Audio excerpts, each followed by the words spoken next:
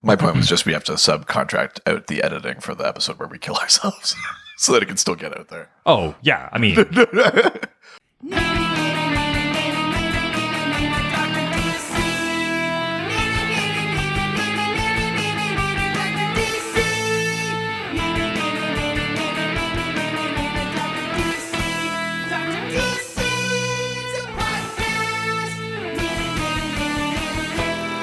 welcome, residents, to the Dr. DC podcast. My name is producer Richard, and across from me is the Doctor himself. Hello. Each week, we talk about the weird and wonderful world of DC. Well-fielded question from listeners like you. It could very easily have been Jimmy Stewart. Oh, but you turned it around. Yeah, We got. It's a little bit different. Yeah. Hello, Clarence. I've got a dream of a world where a particular individual no longer exists, but we can see that everybody's lives around them are fine anyway. Oh, that literally the lack of their existence has no impact on the world at all. Do you think you could arrange that for me? I think that if a certain couple people disappear, then some very specific person might appear from that. What do you mean by that? I've never even considered this before. Well, I just mean if you put a couple parents into an alley, right? I don't two parents in an alley. What is that going to do? Oh, you just need a couple bang-bangs. Oh, so they're dead. Yeah, just two people dead in an alley. Yes, and then you take your suit and you wrap. How do you know about that suit? That's my most closely guarded secret. I have my From own when I was suit. a young boy, a young 6-year-old boy in Yorkshire. I was 6. London, never mind. I was 6 years old in New York. Oh my God! I'm in my own suit. If a young child witnessed his parents dying in an alley, perhaps he would dedicate himself to the life of training required to fill out the suit. That was my thoughts exactly. I think this is the beginning of a beautiful partnership, Clarence.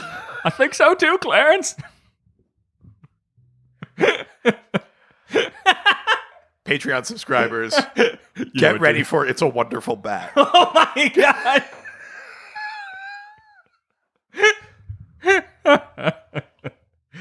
It's a dark... I think we just broke this shit wide open. Some may say that It's a Wonderful Life Batman shared universe. So some may say that December 25th it could be a dark night. Clarence. You know, I think if you listen to this podcast from the start all the way through to now, you realize how tight of a narrative. Oh yeah, we're dropping Easter eggs for things that don't come back for like a year and a half, It's true. And then right at the perfect moment, boom, because we planned it all. It's 100% scripted. Comedic genius. That's all I had to say. Wow. We got a review. Speaking of genius, hey, did we do the hello? And yeah. things? Okay, I couldn't remember because that was all engrossing. We got a review. Awesome. Yeah, we did. 5-star review on iTunes Canada from MDLD. Oh, Midland. Mother ducking licking dicker.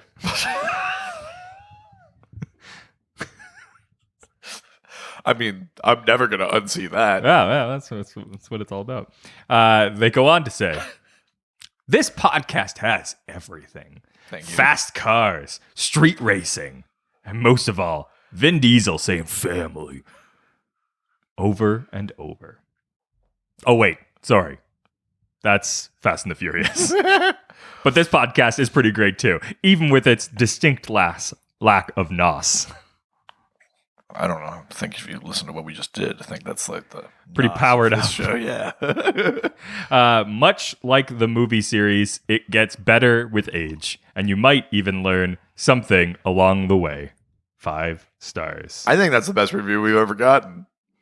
I also think, if I'm remembering correctly, the title of this review was The Doctor and the DC. Those, yes, I think so. Which is very funny. Though surprisingly, when we got rid of a member of our cast, it got better. Yeah.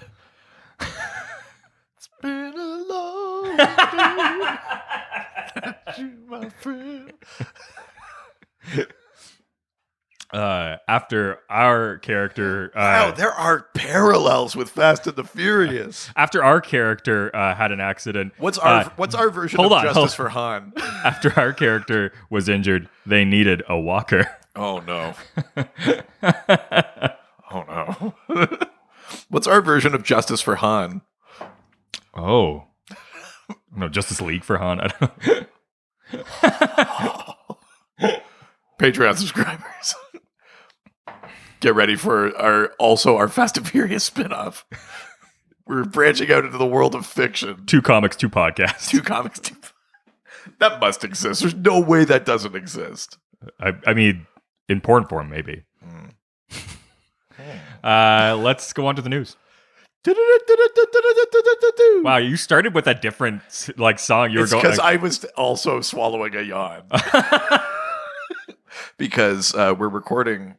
I was about to say early in the morning, but it's only early because I woke up so late. Yes, your family was comatose until 9 a.m. today. Yep.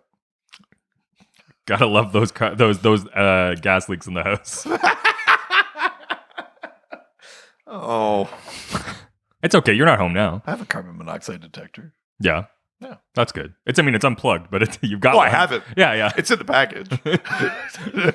Well, the thing is that most of the detectors now have them inside them anyway. So we had a carbon monoxide, but we also don't have anything that could put off carbon monoxide. So, but they are in all of the.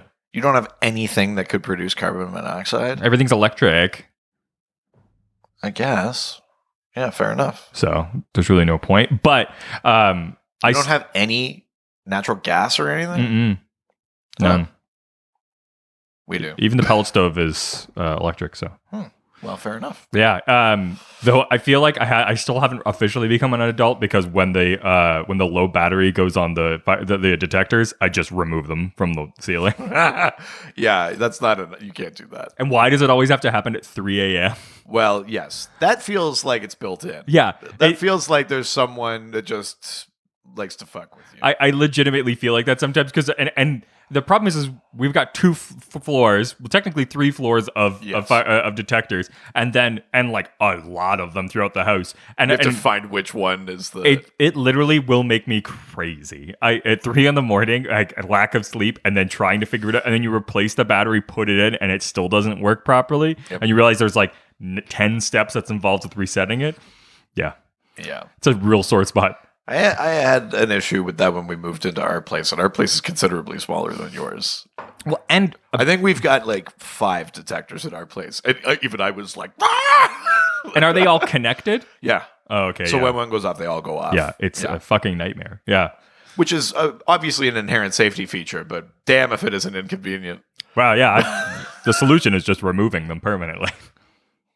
Problem solved, baby. First piece of news. New Swamp Thing YA graphic novel coming this October. Ooh, nice. That's awesome. I am super excited for this. I hadn't heard about that. I've also come to a point in my life where I realized that, speaking of not being an adult, the only real books I like are YA novels. Do you know what's the funniest part of that? They need that? to change the names, I think. That's not fair. Do you know what the funniest part of that What? is for me? Is that you often, the thing that you criticize about the CW shows, I would argue are the things that almost define what a YA series is. Like a little melodrama, a little too caught up on people's personal feelings.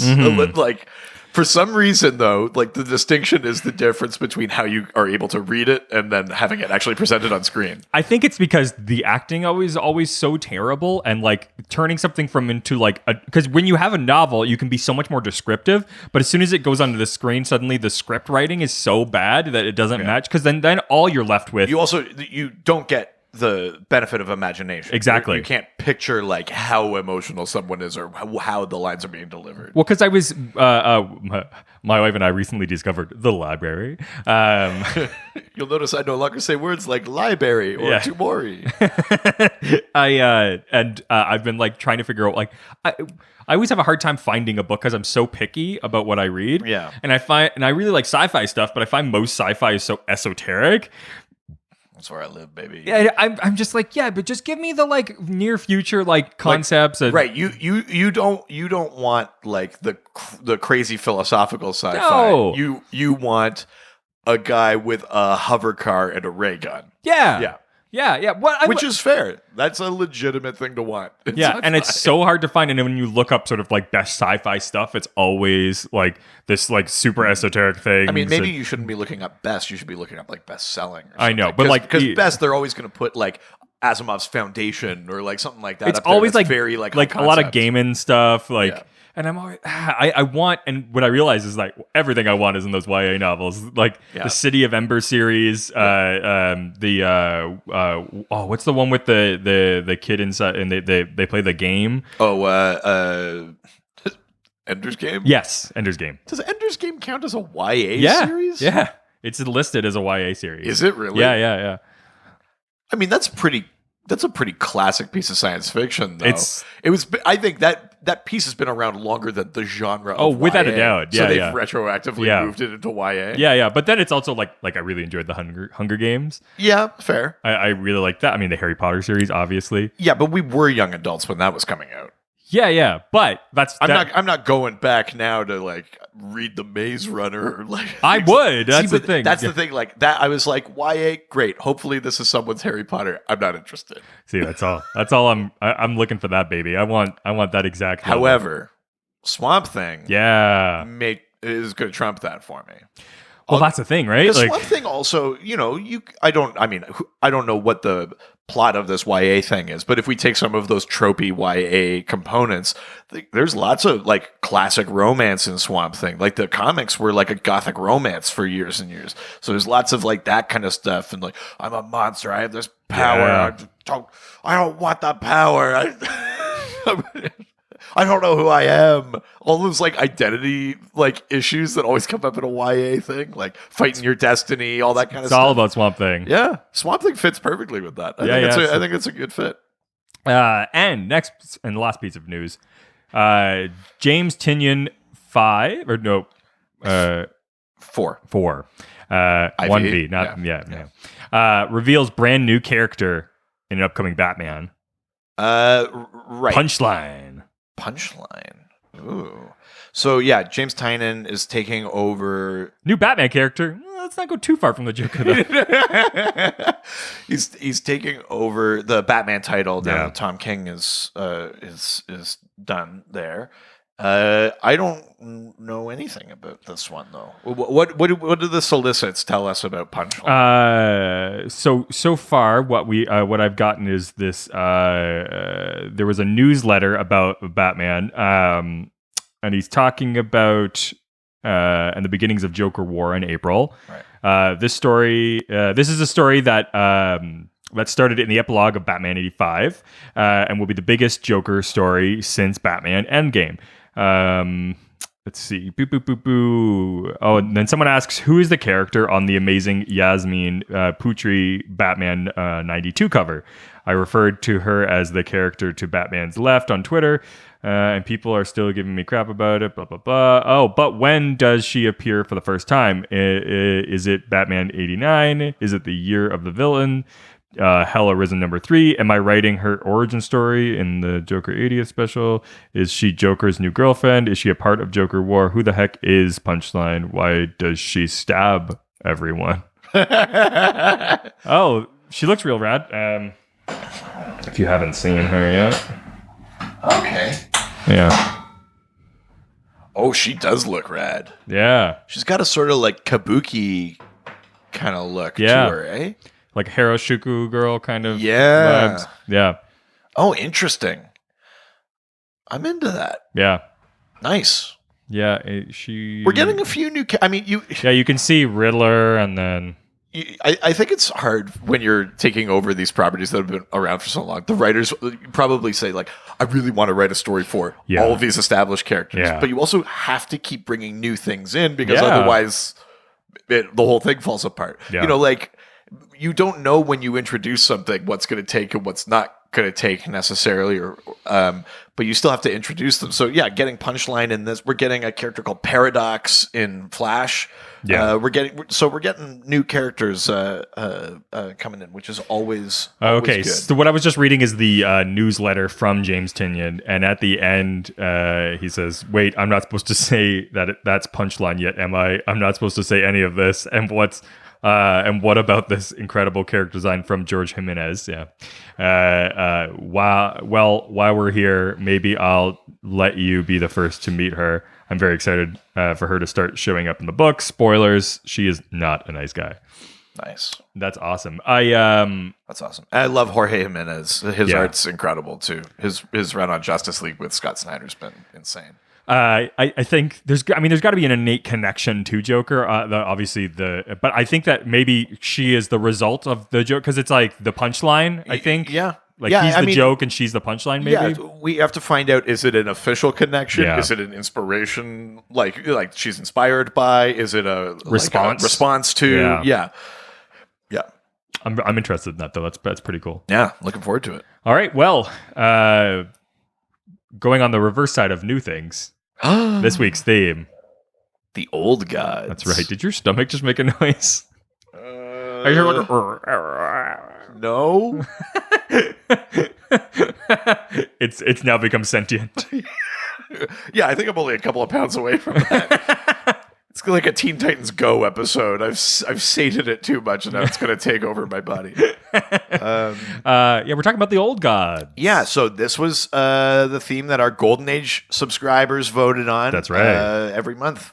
They get to decide what the last episode of the month is about. So they picked the Old Gods. So the Old Gods is a very, very umbrella term, basically meaning gods who are not the new gods. Yeah. So it could be the literal predecessors to the new gods, could mean our pantheons on Earth, could mean the pantheons of other planets, Krypton or Tamaran or stuff like that.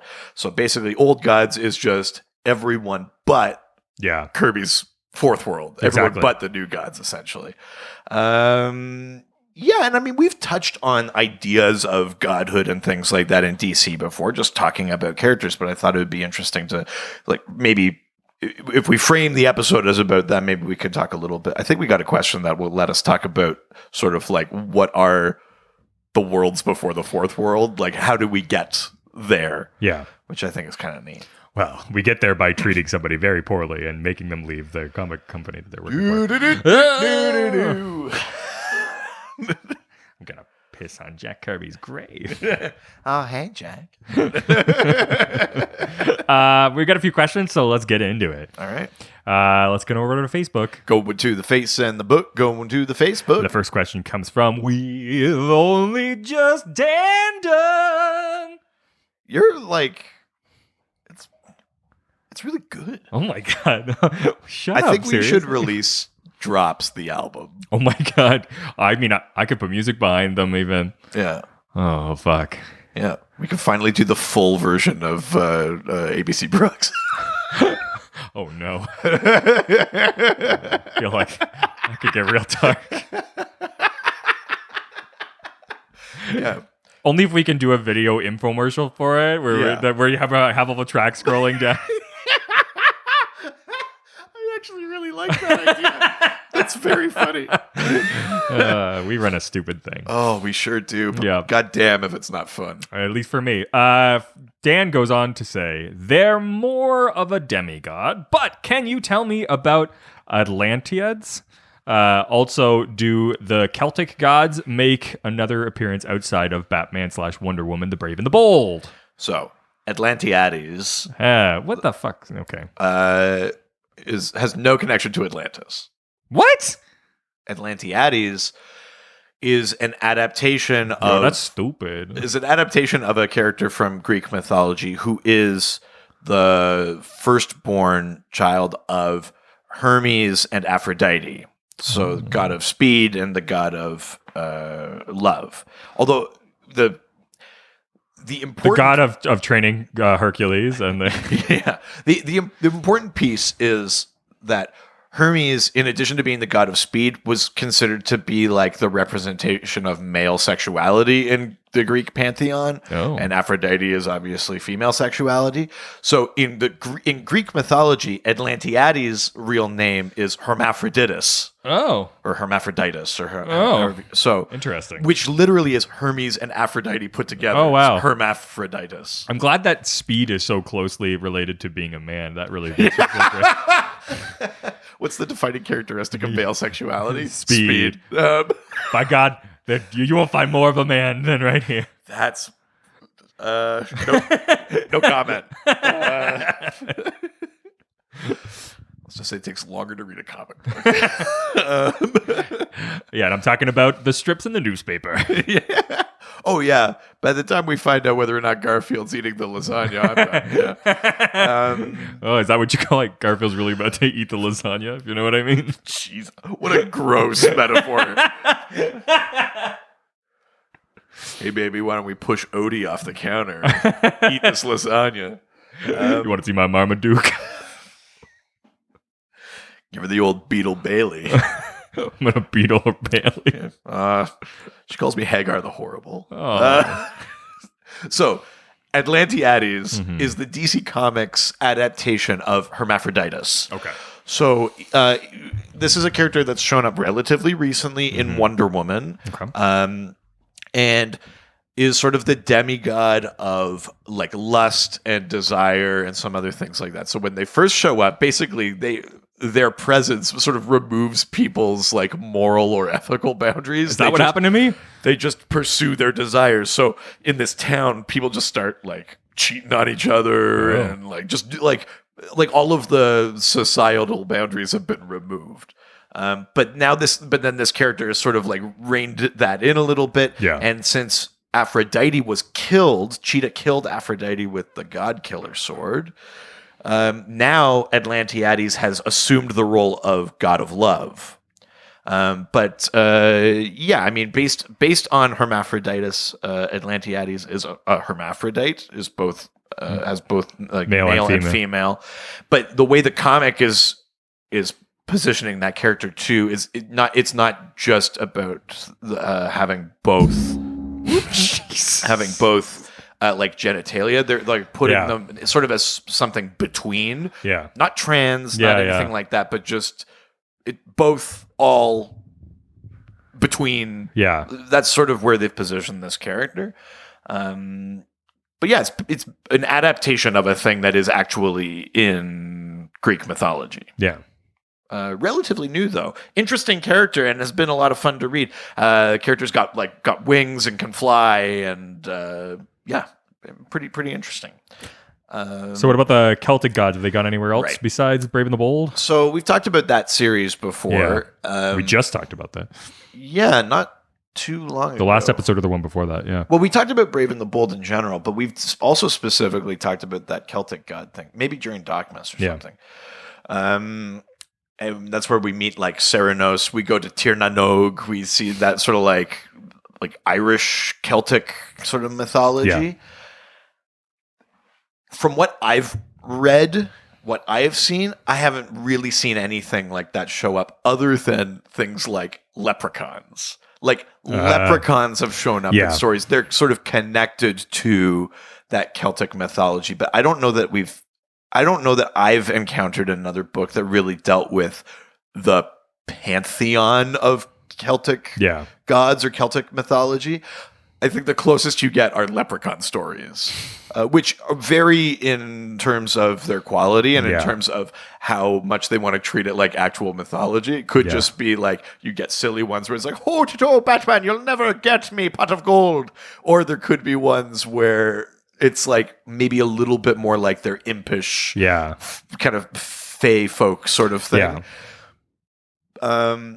I think there's maybe always an implication that like the fairy folk from things like Shakespeare and that must be at least tangentially related to something sort of Celtic or Briton or whatever. You know, like in Neil Gaiman's Sandman series, Oberon and Titania, like the king and queen of the fairies from Midsummer Night's Dream, are real and they inspire the play. Yeah.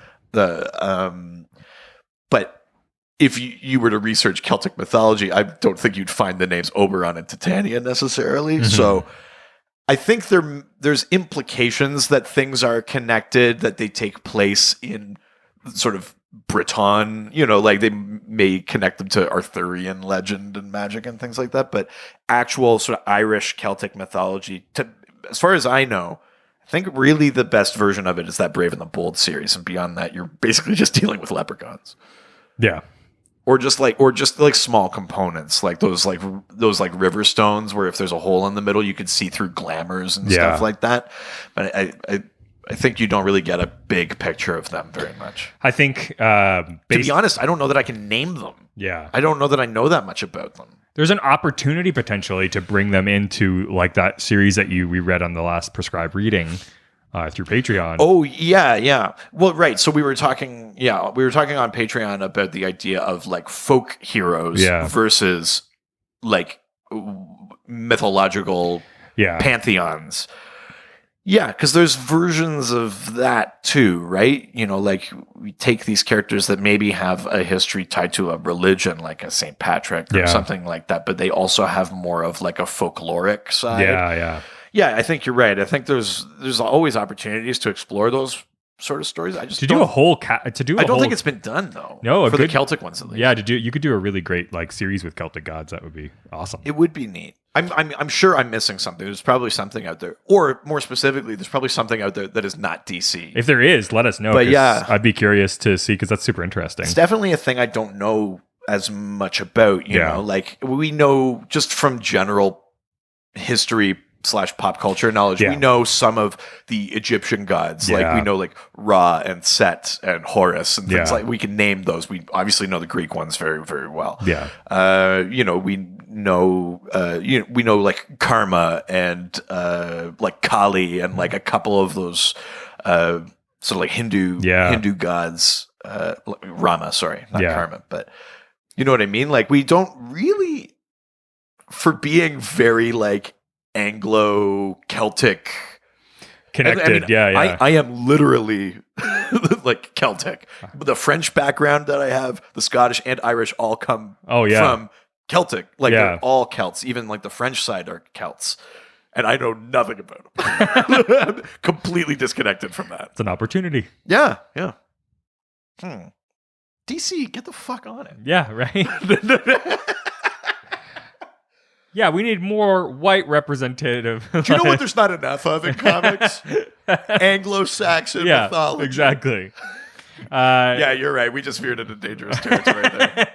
Let's steer away. Let's go to the next question from the most interesting resident. Roland Sebas? Yeah, obviously. I don't know why you're always so hesitant. I'm that's just how I approach life. Yeah. Hesitancy. Be careful. Yeah. 1 foot out the door. Yeah. Roland Sebas asks, do the old ones predate the source wall, and are they connected to Perpetua as a whole? Thank you. Right. There's a question coming later where that's going to ask about sort of what are the worlds before the fourth world. Yeah. And most of the canonical evidence for that are older comics. What's happening right now in Justice League is a real explosion of the mythos. So we're in slightly uncharted territory in terms of where all of these various gods sit. Yeah. Because it used to be, there's nothing beyond the source wall. The multiverse is inside the source wall. There is nothing beyond it but the source. And then during Metal, at the end of Metal, they fracture the source wall. Yeah. And then during Justice League, the source wall is destroyed. And we learned that we are a multiverse and there are other multiverses. And we're in an omniverse. And we're spiraling towards these omniverse judges. And our multiverse used to be, it was made to be doom. It was made to be evil. And then they fought Perpetua, who is the architect of our multiverse. Jesus. And, like all the source wall was meant to protect our multiverse while they reconfigured it into a justice. Yeah. All of this stuff. We're learning all of these new things that never used to exist beyond the source wall or beyond the source. So, most of the old gods that we are going to talk about today, I would say, do not exist before the source wall because they are products of the source. Yeah. We'll talk about it in a little bit. It's a thing called the God wave, and the source is part of that. Most of these things that we'll talk about, I think, even now, canonically, I would imagine, are post-source wall. Mm-hmm. They're lesser gods in the grand scheme of things.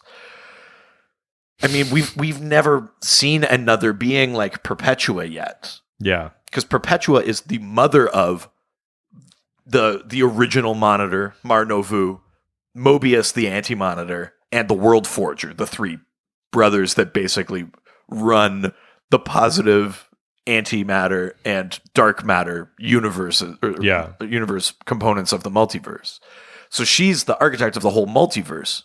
And it's implied in one of those issues because the Monitor sort of looks outward and he goes like, I'm looking at a lot of other multiverses and I don't see you in any of them. Yeah. Because Perpetua, like her race are basically meant to build it and then die or build it and move on or whatever. Yeah. And she won't because she's evil. Yeah.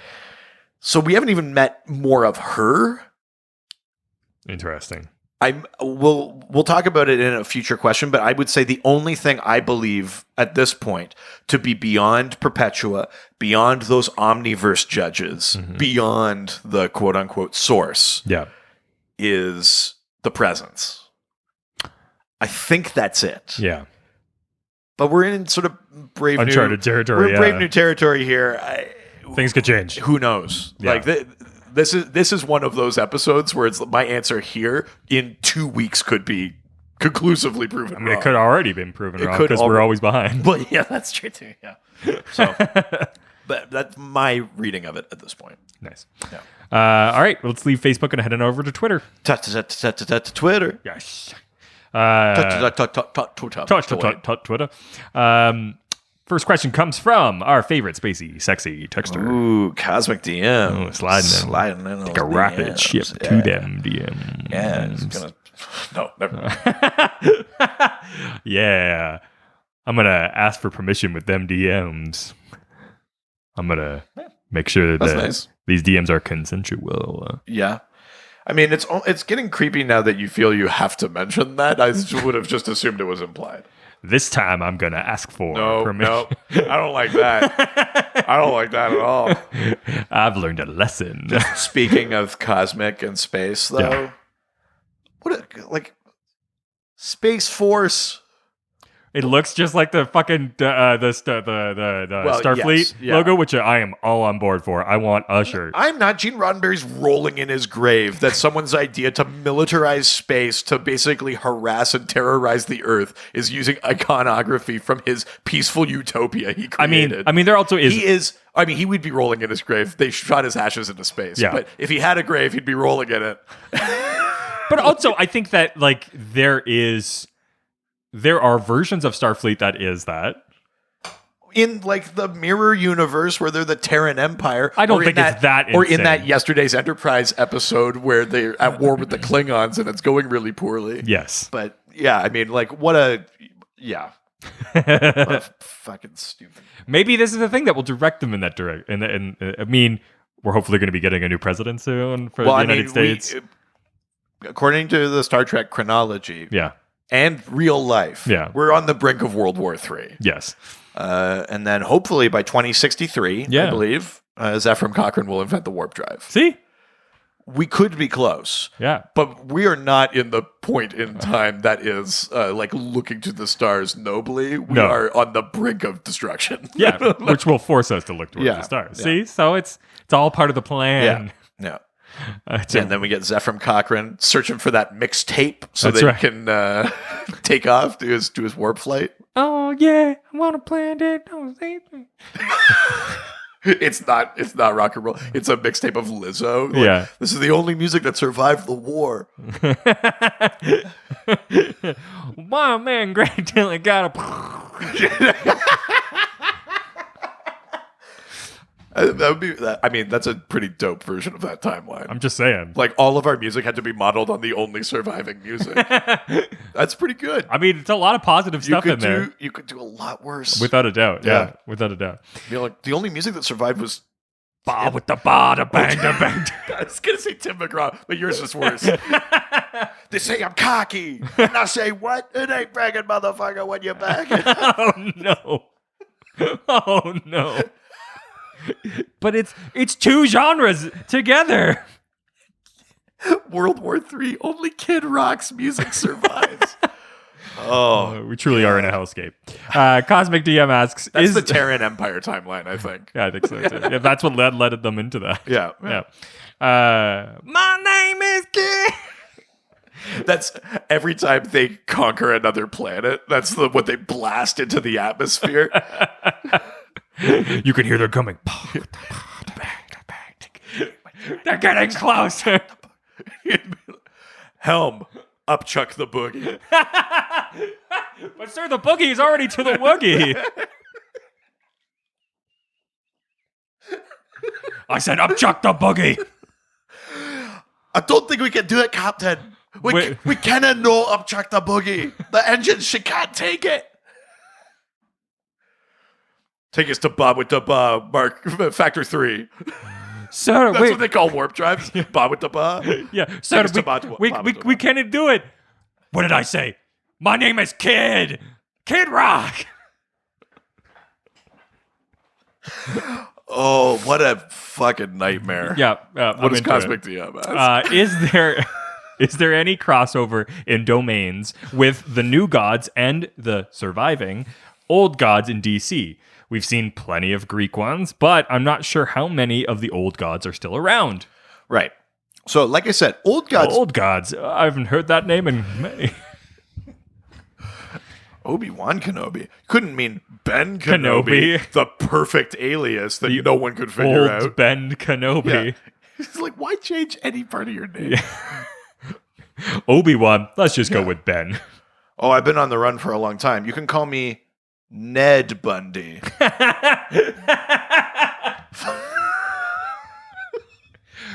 My name is Al Hitler. You know the Hitler's the issue, right? Nein, I am not German. No, I'm from Kentucky. Yeah. I love how you say American whiskey.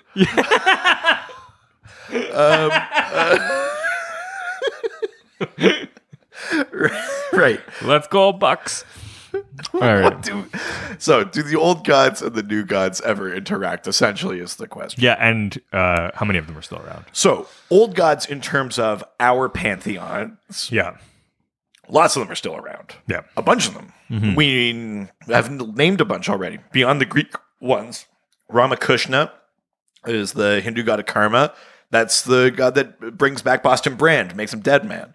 Tezcatlipoca. Quetzalcoatl, the Aztec sun god, is behind the whole Aztec lineage, that character.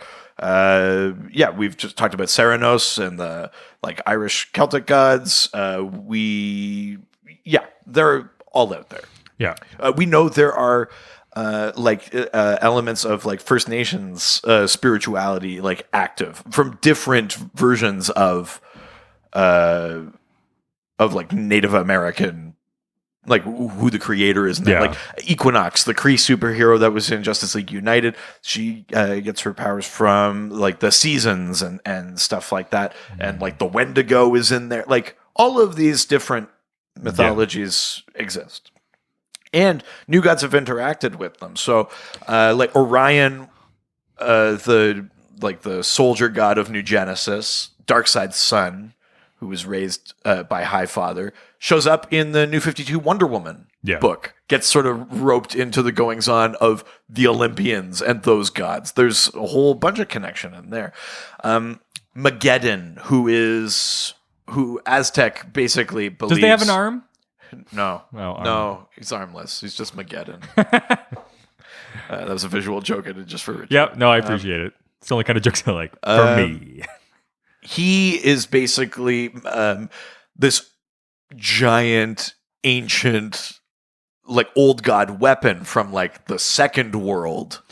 And when he shows up, he has a background as being the inspiration for / possibly being the actual Tezcatlipoca, the Aztec shadow god that Aztec is meant to fight. And the new gods show up when Mageddon arrives. So there's a little connection between the second world and the fourth world there. Yeah, I mean, it happens. Does it happen super often? Do people explicitly say, it was the second world? Like, not really. Yeah. But yeah, it does happen. They're not completely siloed off. Those new gods are part of our multiverse. They come from the same sphere of the gods as these other ones, right? If you look at the map of the multiverse, New Genesis and Apocalypse are in the sphere of the gods, as are Heaven and Hell, Skyland and Underworld, so places where like Elysium and Tartarus would exist, or the 13 Heavens, the Aztec one is, or Tir-na-nog, Gem World, all of those places exist in that sphere. Yeah.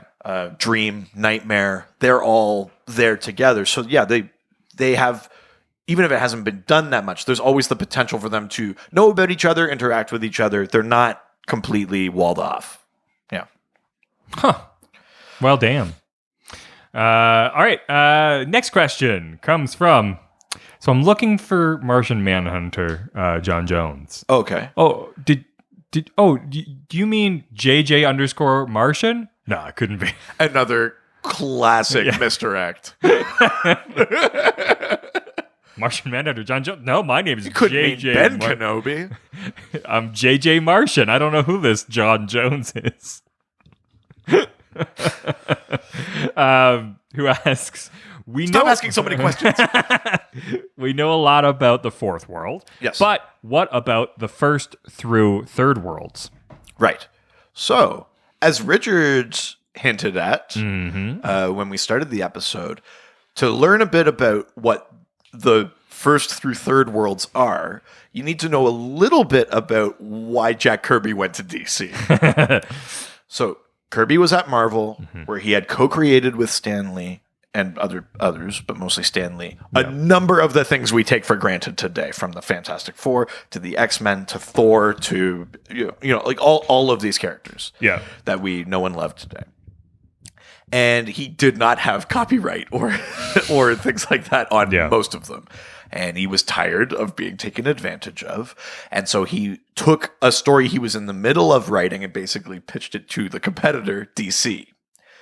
So, at the time, Kirby was writing on Thor and had this vision that after Ragnarok, it would pave the way for new gods to appear, take the place, that the Asgardian.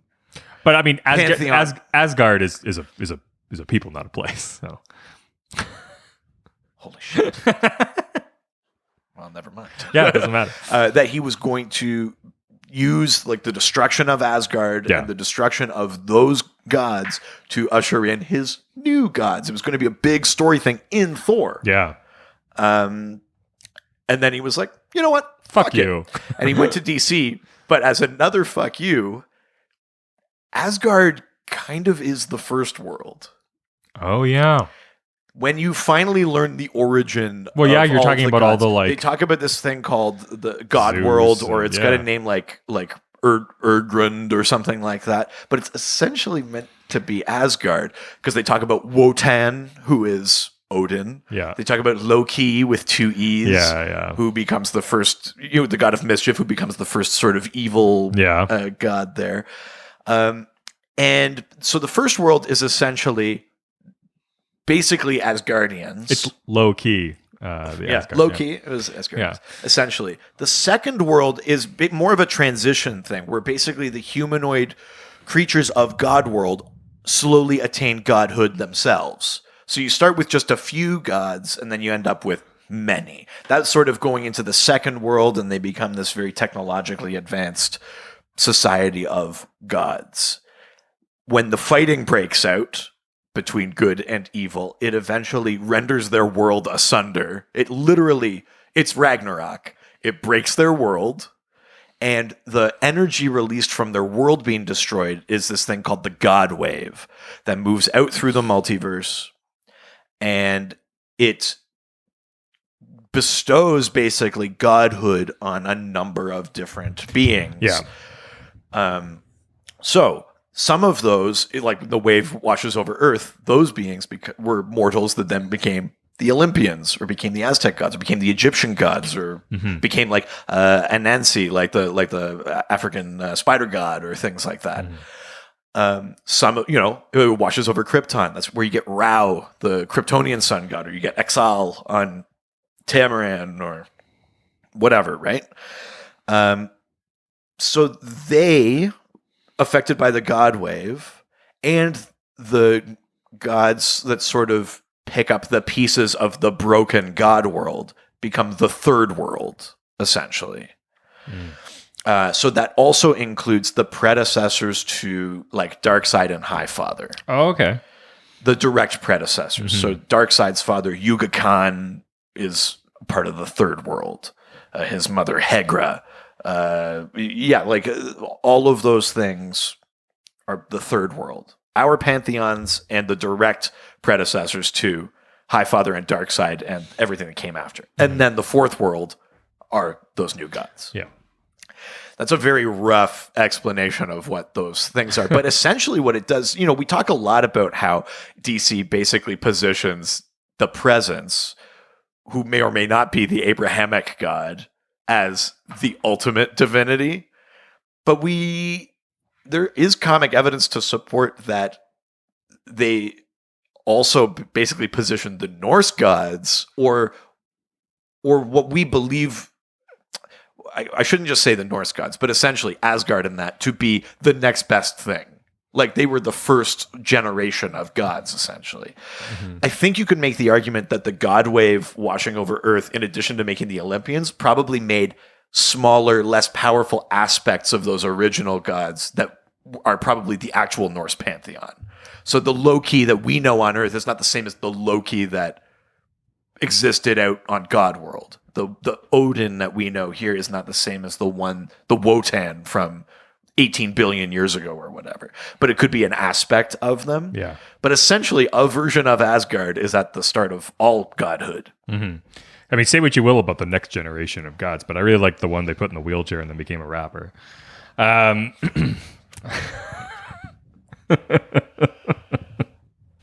Drizzy? Yeah. Wotan ain't nothing to fuck with. He wasn't in Wu-Tang. No, he's not. No, I just am enjoying myself. Oh.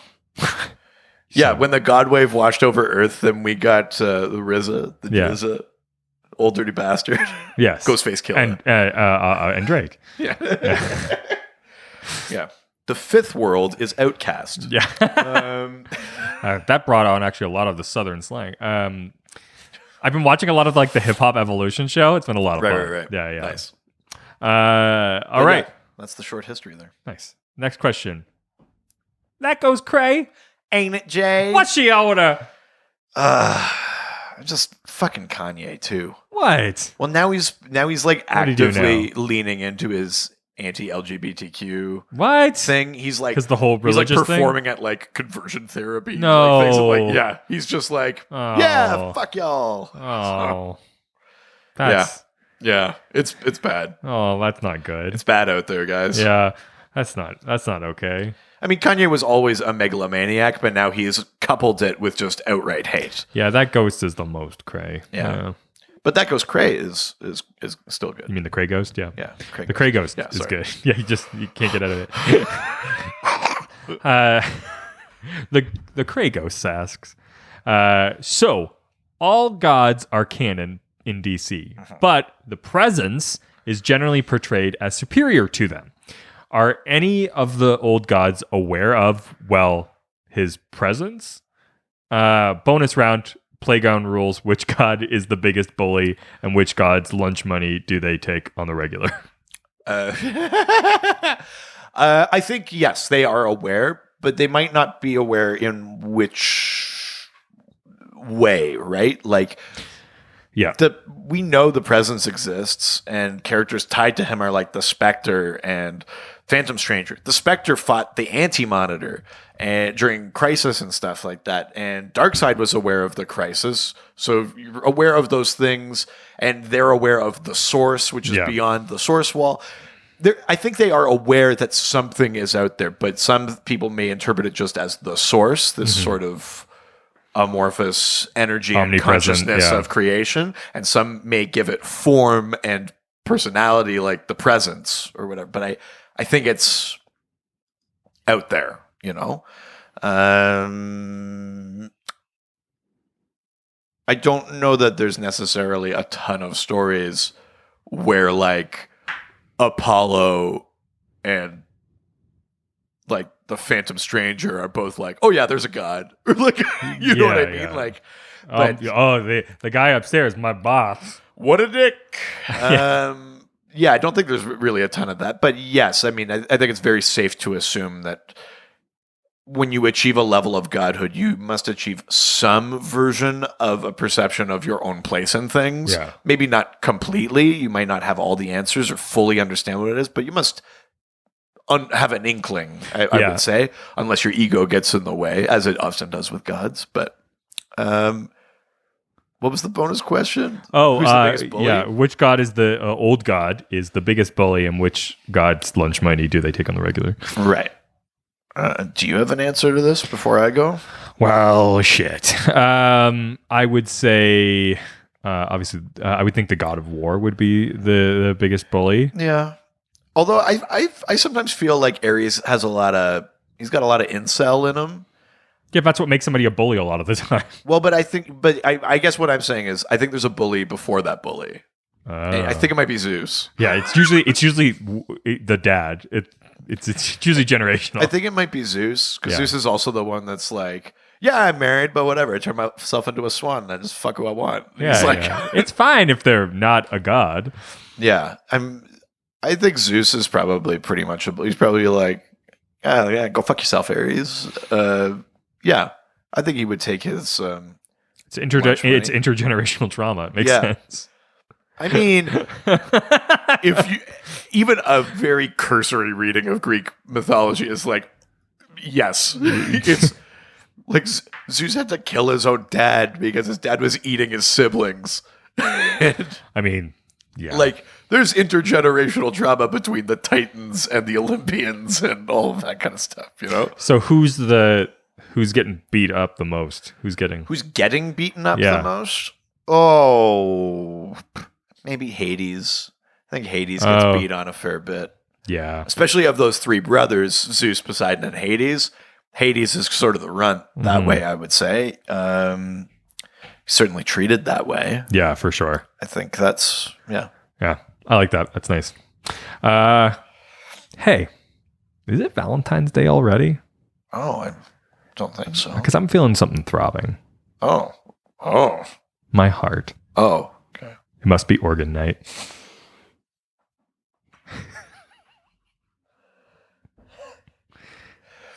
Yeah, on February 13th. That's what I'm going to say to my wife. I'm feeling something throbbing. It must be Valentine's Day. It must be organ night. I'm sure that'll go quite well for you. Let us proceed with organ night. Commencing organ night ritual. Yes. Here are flowers. Proceed with organ night.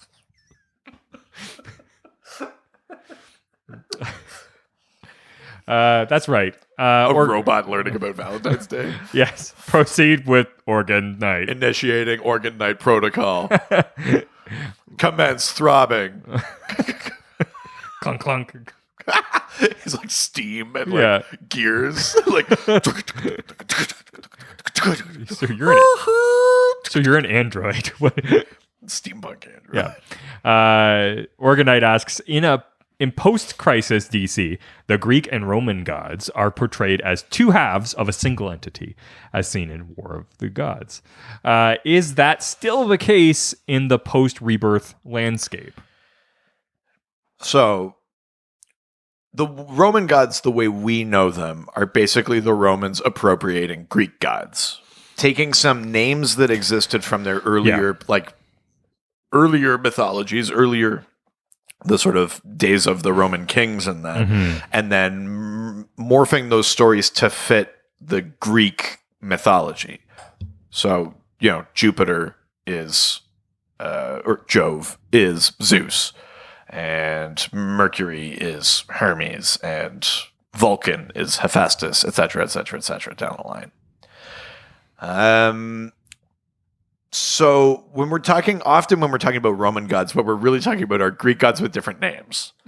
So in that War of the Gods thing, their way of reconciling that is basically saying that they're just aspects of the same thing. It's like biscuit and cookies, You could say Jupiter, you could say Zeus. They maybe exist separately, but they're just aspects of one thing, which is the sky god of each of them, right?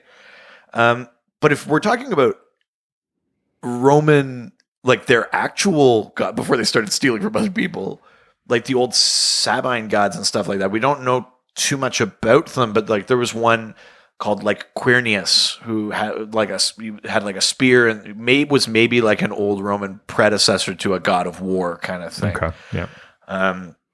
Those gods, we in the real world know so little about them that I don't think you're going to see them in comics. So mostly we're talking about just Roman names for Greek gods. An interesting thing they did in the New 52 was that on Earth 2, they went by their Roman names.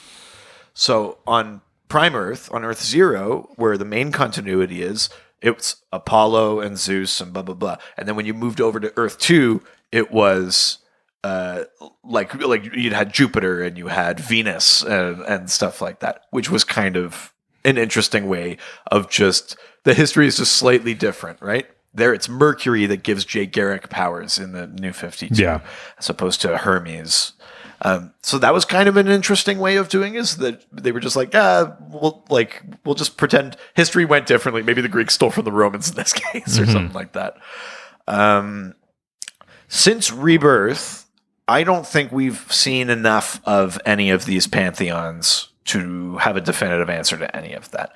My inkling is that we should treat it differently from the War of the Gods.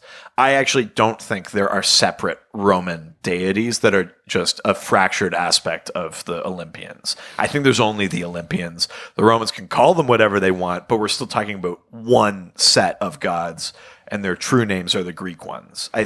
That's my reading of it. Okay. So it's different than what we would have seen in War of the Gods. But that's how I read it, because it makes more sense to me that way. Yeah. But I get to do that because we don't have a canon answer, essentially. Nice. Yeah. Cop out. Love it. Love me a good comic book cop out. Because Speed Force.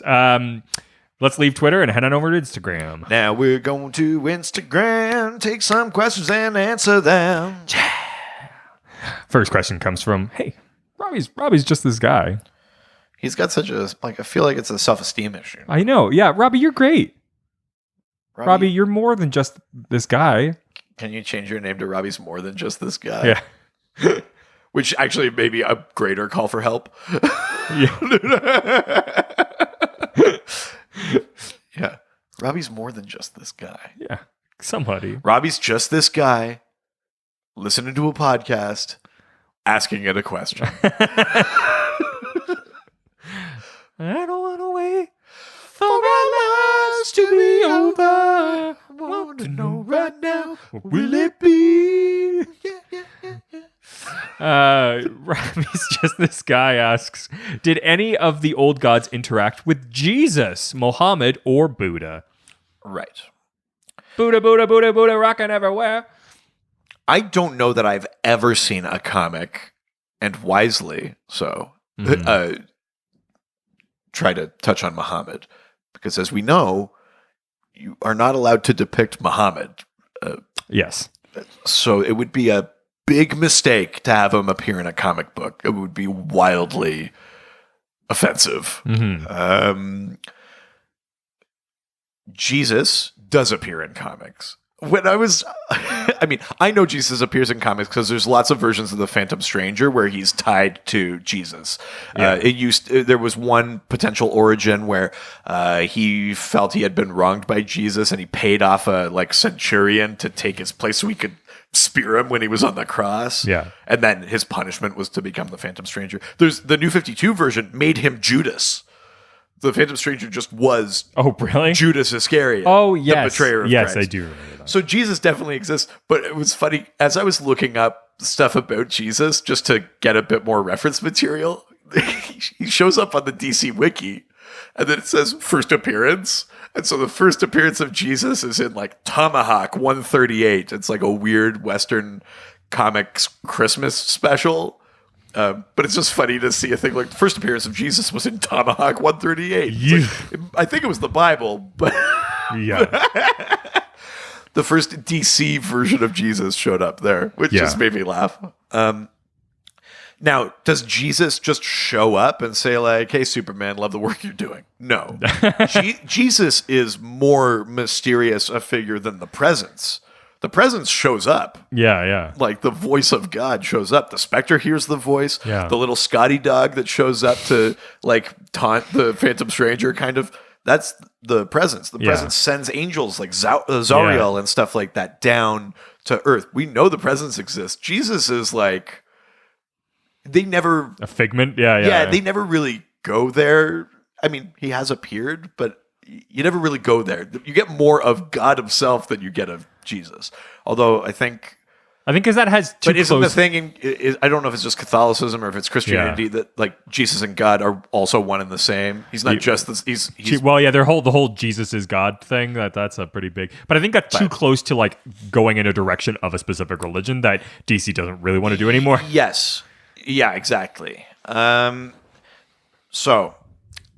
I have a theory. Okay.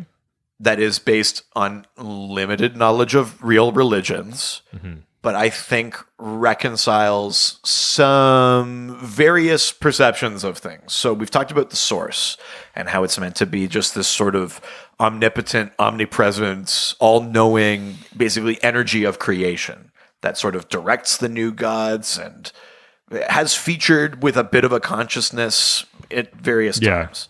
And that's beyond the source wall. We also essentially put the presence beyond the source wall if you look at the map of the multiverse and just generally how we've positioned the presence, aka God. I feel like this is a thing where they're one and the same, and it's the perception of them that changes what they are. Okay.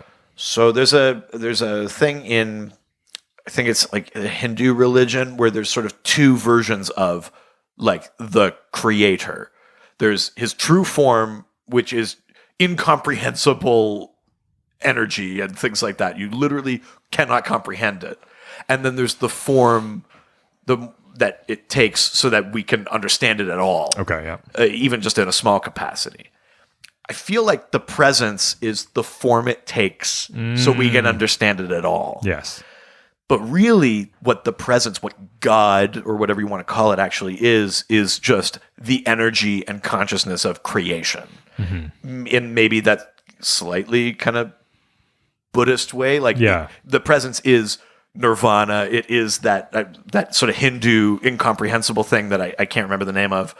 And to be the presence, not only can we barely comprehend the idea of God, like the Abrahamic God, but even that, he's like, I don't even think you can look at that or comprehend that. I'm going to be a Scotty dog. Yeah. So by the time we get to that, or the voice that the Spectre hears, I think we're multiple steps removed or constricted from what the presence actually is. I think the presence and the source are one and the same. And I think whatever, that sort of Buddhist nirvana thing, or that Hindu one, or God, or the source, the new gods sort of believe in. I think whatever they see that as is all true. And then I think it's just aspects. It's how they're presented for the comprehension of those lesser beings. And then maybe Jesus is the human representation of the presence. Yeah, exactly. I think that's a reasonable, not crazy reading of it. That basically also doesn't put Christian God as the supreme being in DC. But also, maybe which if I were the publisher, I would want this to be the thing. So, like, to sort of course correct the fact that the Christian God's been the Abrahamic God rather has been at the. But also, like, last time Jesus showed up didn't really go well, so maybe that failed. Yeah. So I don't know that there are specific encounters with Buddha. There definitely aren't with Muhammad. Although you could infer that he exists. Yeah. Because if we're going by Abrahamic God rules, there must be Moses, Jesus, Muhammad. For sure. But that's my general reading of how different religions maybe work into the idea of the presence or the source or things like that. Yeah, that seems safe enough. Yeah. Well, it's one of those things where it's like, that's definitely not how it was written. But if I were the publisher now, that's how I'd want to interpret it. Yeah. So that it's not any like, specific. Here's the hierarchy. Yeah. White beard god. Yeah. Asgard. Yeah. All these fucking like white like symbols of white supremacy kind of things first. And then you're brown people. Yeah. Yeah. And then Kali down here somewhere. Yeah. It's a good point. All right, let's go to the last question, which comes from probably the God. This name is probably this is the coolest name I've ever heard. This makes Max Powers seem like a shitty name. Okay, Jack Stonewall. Oh, like my knees got weak. Jack Stonewall needs the nuclear codes now. Yeah. Whoa. The amount of things that Jack Stonewall does in 24 hours, you won't believe. If we can't stop this train. Only Jack Stonewall can. Oh, Jack Stonewall. Right? God, is that your real name? If it is, good God. If the harem of individuals behind you. I was going to say, just on name alone, I'd fuck you. Right? My knees got weak saying the name. Yeah, Jack Stonewall. Right? Good God. I feel pregnant. Yeah. And I'm a man. Yeah. Right? Yeah. Say it again. Jack Stonewall. Jack Stonewall sounds like, in a show where they want to make fun of a real life thing. Where it's like, okay, we want what our show's version of Jack Reacher is. Yes. And then they go, Jack Stonewall. It feels like that step removed. Yes. Yeah. Where it's like, oh, our show is about a guy who writes crime novels, like Castle or something, right? And you'd be like, oh, yeah, my main character's name is Jack Stonewall. They're like, yeah, well, we can workshop that name after. Yeah. Jack Stonewall. I really hope that's your real name. That's fucking rad. Yeah, I hope so, too. If it's not, fucking change it. This is a better name than what you have. Yeah, whatever it is. Well, Jack Stonewall asks, why were all the old gods evil as shit? Yeah, I mean, that's a fair question. Yeah, and I will, of course, answer it because you deserve to be answered. Not all. Otherwise, you might stonewall me. Not all of them were evil as shit, because some of them couldn't be if they were fighting evil and it destroyed their god world. Yeah, but they could be dicks. But they could be dicks. Yeah. And I think that's the big one. So some of those third world, like the third world god, like Gog. Yeah. We see Gog in the Justice Society of America comic, and he starts by giving gifts, like he cures Dr. Midnight's blindness, and he, blah, blah, blah, like brings, what's his name, back to life and makes him Magog. He does all these kind of things, and then when he feels people aren't worshiping him enough, he starts taking them away or being kind of a dick, or he's like, the earth needs me, I'm going to just root myself in, and if I get to this point that then the earth literally won't survive without me. And everyone's like, well, that's evil. And he's like, is it? I think it's the thing we always come back to. Too much power, too much knowledge removes you from our perception of what is right and wrong. Yeah. And I think you could basically, this is not an exoneration of the old gods, but I think it's an explanation that they are dicks to us because they just don't get us. And we are, to them, lesser in the way that, like, we know that it's, like, wrong to hurt and torture things, but, like, how many times have any of us done the magnifying glass with the ants or stuff like that, like, as kids? Like, as a kid, you're not, like, a malicious monster to go and like kick over an anthill or something. But if you were the ant, you would be like, what the fuck is your problem? Like, this is clearly wrong. And like, I think it's that level of removal thing. So I think that's why they're some are evil as shit, like legitimately evil, truly in their core evil. Some of them, even when they're not evil, are just, they're not, you can't count on them to be on our side because they're too far removed. They don't get it. Mm-hmm. So that's why they're all dicks, basically. Fair enough. I mean, I would be a dick too if I had that much power. I mean, you don't have that much power and you're a dick. The little power I do have, I'm an asshole. I just need some more. Oh, no. That's it for questions. So you know what time it is. I do, actually. Oh, did you come prepared? I did. Holy shit. Yeah. You're just a regular Jack Stonewall. I'm going to jack on a Stonewall from hearing that name. Oh, my God. Yeah, I was going to say I'm going to jack Stonewall when I go home. Hopefully your jack doesn't get Stonewall. Oh, yeah.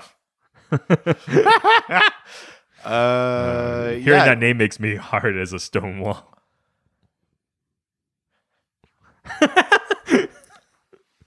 What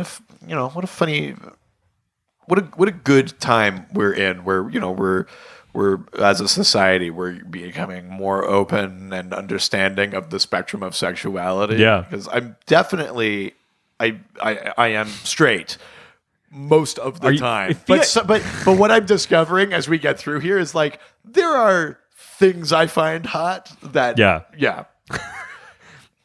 The amount that you bring it up makes me feel like, and I feel like you're just moving farther and farther through that scale. I don't think I'm moving on the scale. I think I'm just accepting where I am on the scale is what's happening. It's that I'm just not fully straight. You're just discovering what that means to you.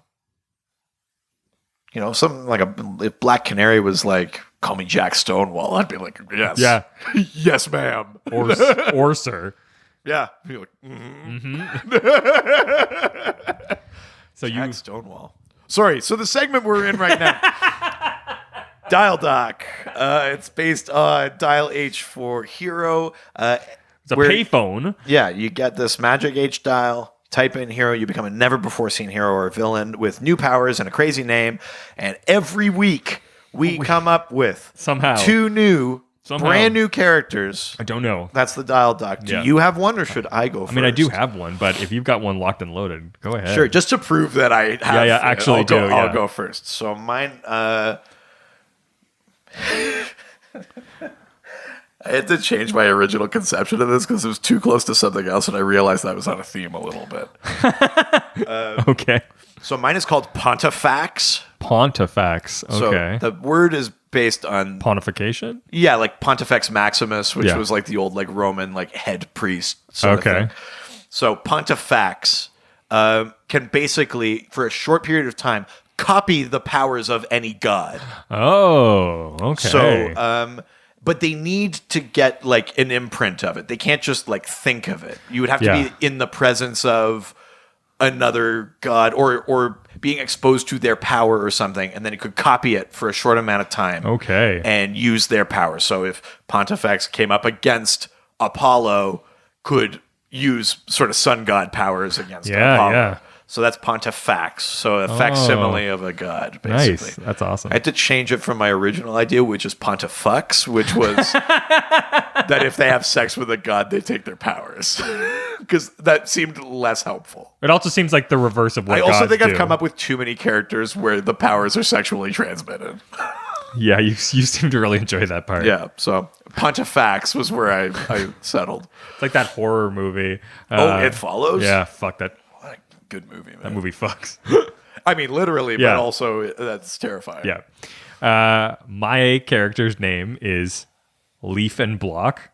Ooh, okay. Which is the Canadian Socialist Defender. Okay. Who carries an axe and a shield called the Beaver Tail. Okay.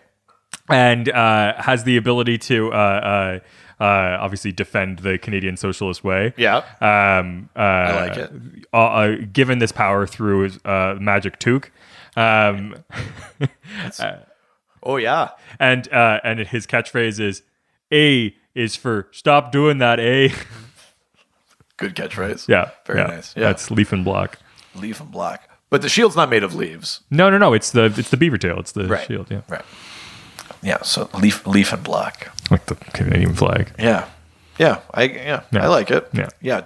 Did you come up with that after our discussion of folkloric sort of things last week? No. It just popped in my head. Oh.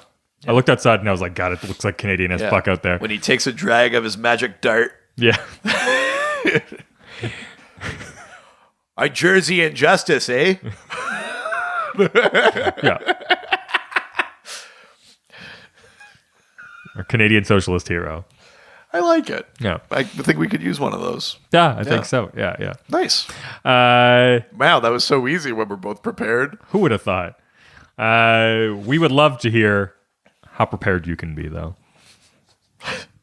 Right? Yeah, take your time. Well, yeah, don't just write us without knowing what you're going to write us, I suppose. I mean, I'm also curious to see what that looks like. But, yeah, that'd be fun too. But let us hear your characters, your dial docs. Yeah, hashtag dial doc. That's right. Use that hashtag dial doc and send us your idea, or send us a question for next week's episode. Oh yes, hang on, which we have handy. It's quite available. It is the most available. All we have to do is literally pull it from our brain. Yep, which is really simple. I did not get so excited about having a dial doc ready that I did not think to just cue this. No. We're literally just right now. It's locked and loaded. That we are on the same page. Yeah. Well, and do you know how I know we're on the same page? How's that? Because next week's episode's about telepaths. Oh, we're syncing up. Telepaths and telepathy. That's right. Our cycles are aligning. Yes, that's right. It finally happened. Send us your questions for telepaths. That's right. I'm very interested in that. That sounds really fun. I think that'll be a fun one. Yeah, we're not gonna put the episode out. We're just gonna transmit it directly into your brain. So yeah, if you don't get it, then there's something wrong with you. Via the brain chip that we've mandated when you sign up for our brain chip, lollipop, it's sweet trip to a candy shop. So either hashtag dialdoc or hashtag ask Dr. DC. Or just talk to us online. Or just talk to us. Yeah. Just send us a question about anything. What are you into? What are you reading? We want to know. Is your real name Jack Stonewall? Just tell us. Robbie's just this guy and not Jack Stonewall. Oh my God. Holy shit. It's all coming together. We had all the clues. We could have saved them. All you have to do is reach out through our various social media platforms, such as our Facebook, Dr. DC Podcast, our Twitter, at Dr. DC, our Instagram, Dr. DC Podcast, our email, drdcpodcast@gmail.com, our Reddit, r/Dr._DC. And of course, the doc phone is now open. 208-917-3238. 208-917-DCEU, baby. And of course, go to our website, drdcpodcast.com or .ca. You can buy our merch. And of course, give us them reviews, baby. Yeah. I think we're running thin now, and we might not have any left. We may have gotten through the reviews that we've received. Yeah. But we're well on our way to 100. Oh, God. If I had to do a rough count right now, I think we're somewhere around 65 or 70 reviews. We still have not promised what we would do at 100 because we also haven't thought of it. So if you have a good idea of what would be a good incentive to get us to 100, let us know. Absolutely. Hashtag Hundo Hungry. Yeah. Subscribe on Patreon. Yes. Multiple tiers. Yeah, we've got multiple tiers now in 2020. It's an exciting time. So at the Silver Age tier, it's $5 a month. You get a full bonus episode every week. It comes out on Fridays. It's called the Double Dose. We geek out about DC, non-DC. It's usually where we do our full in-depth reviews of movies and TV. We just did an episode on Crisis. We're talking about The Mandalorian this week. Oh shit. And you get that every single week, and then some extra stuff when we do Doc Myths and our special like course. event months. Golden Age tiers, just $2 more a month, $7 a month. You get all of the stuff I just said. Plus, you get a video episode every week. Comes out on Wednesdays. It's the Prescribed Reading, where we talk about something I am currently reading, which is not something we do a lot on the show. And you also get merch discounts. You get to pick an episode theme every single month. You get additional bonus stuff when we do our fun events and things like that. Absolutely. And it helps support us. It helps us continue to make better things, cooler things, dedicate more time to it, and like better production value and everything. So please, if you enjoy the show, think about supporting us that way. It's patreon.com/DrDC. Look, you don't even have to listen or watch the extra shit. Like, it's just, if you like the thing you were getting already. Yeah. That money does not only go to making the stuff on No, Patreon. it also helps me contributes break to even. the main show. Yeah. We it contributes to our hosting fees and our equipment and all that kind of stuff. Absolutely. So, subscribe, review. We'll talk to you later. You said that like such like a coy sign off, and I wish people could have seen your face. I'm Jack Stonewall. Yeah. At some point this year, we'll do another video episode too, because that was fun when we did it. When we have time. Yeah. But anyways, talk to you later, Jack. Ciao, adios. ciao. Oh, Jack Stonewall. They always fight for what is right. Live with danger and adventure. They are men of might. This was a Brain Freeze podcast.